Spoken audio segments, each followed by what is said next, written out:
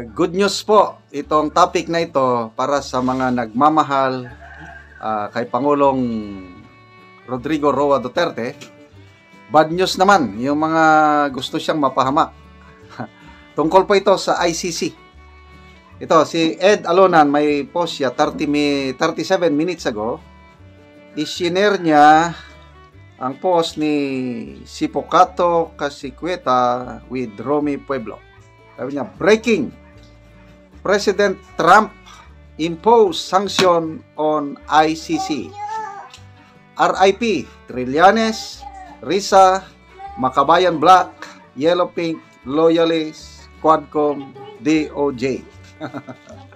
So, ginugil ko kung meron na ba talagang formal action ng Trump administration isanksyon ang ICC. At ito, lumabas sa balita ng Reuters by Steve Holland, February 7, 2025. Title, Trump imposes sanctions on International Criminal Court. So talagang, official na.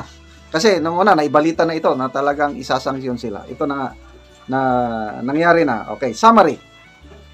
Ay, hindi na. Diretso na lang ako. U.S. President Donald Trump on Thursday authorized economic and travel sanctions targeting people who work on International Criminal Court investigations of U.S. citizens or U.S. allies such as Israel, repeating action he took during his first term. The move coincides with a visit to Washington by Israel's Prime Minister Benjamin Netanyahu, who, along with his former defense minister and a leader of Palestinian militant group Hamas, is wanted by the ICC over the war in Gaza Strip. So, I don't know kung ngayon ba o kahapon, bukas, may official visit ang Israel Prime Minister sa Washington DC. So itiniming nila ito parang pasalubong nila sa Israeli Prime Minister.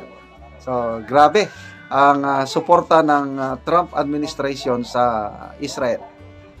So economic and travel sanctions para maprotektahan itong si Israeli Prime Minister dahil may warrant of arrest siya na inisyo ng ICC.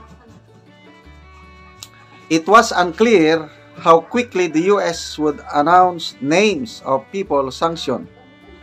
During the first Trump administration in 2020, Washington imposed sanction on then prosecutor Fatou Bensouda and one of her top aides over ICC's investigation into the alleged war crimes by American troops in Afghanistan.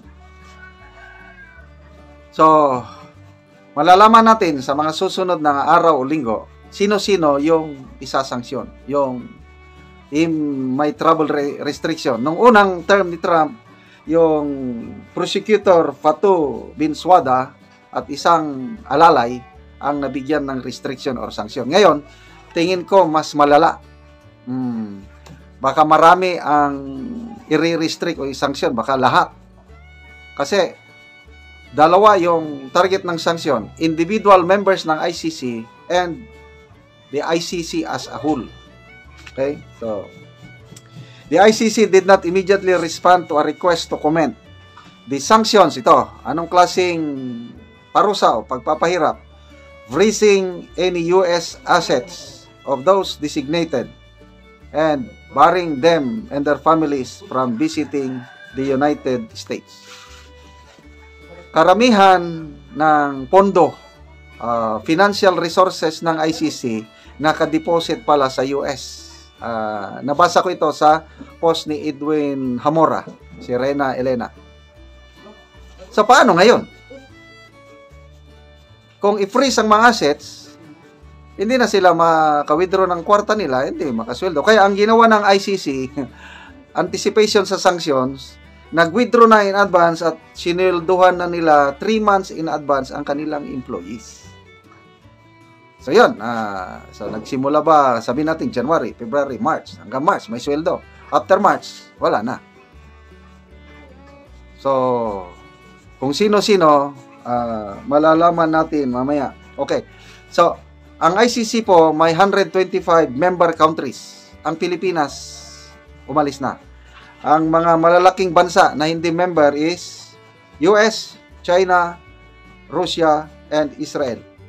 Hindi members. So, tayo rin, Pilipinas, hindi member. So, i-relate natin dito sa Pilipinas. Atat na atat, ito si ex-Senator Trillanes, Senator Hontiveros, Franz Castro, sino pa, pati na rin ang gobyerno. Kamakailan lang, nagsalita si DOJ Secretary Boying Rimulya.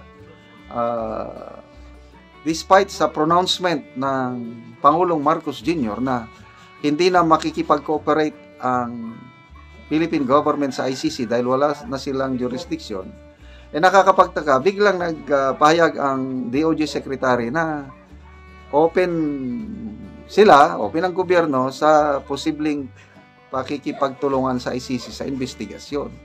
So, mixed signals. Ano ba talaga? Nakakalito.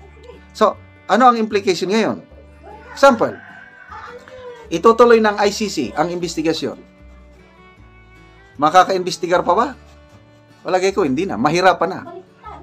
Pag nagsimula na yung freezing of accounts, freezing of assets, hindi na makagalaw ang ICC. So, in a way, indirectly, mag-benefit si PRRD dito sa sanction ng US sa ICC. Kasi habang nandyan pa si President Trump, hindi makagalaw ang Inamin ng President ng ICC, yung judge, nakalimutan ko yung pangalan, na maaapektuhan ang buong operations ng ICC dahil sa sanction na ito. Kaya, it's a blessing in disguise na umupo ang isang President Trump. Ngayon, habang nandyan si President Trump 4 years, magre-re-elect pa kung ma-re-elect. So, 8 years na hindi magagalaw ng ICC si PRRD. Okay? So, mga kaibigan, salamat sa palagi niyong panunood sa ating channel. Namo-monetize tayo dahil sa inyong panunood. Ang ating income, tinutulong natin sa tribong Talaandig sa Bukidnon. Namimigay tayo ng libreng yero at pako para ma-repair ang sira-sira nilang bahay o kaya makapagpatayo itong tribo ng bagong bahay. Panoorin niyo ang video ito. Salamat sa inyong support.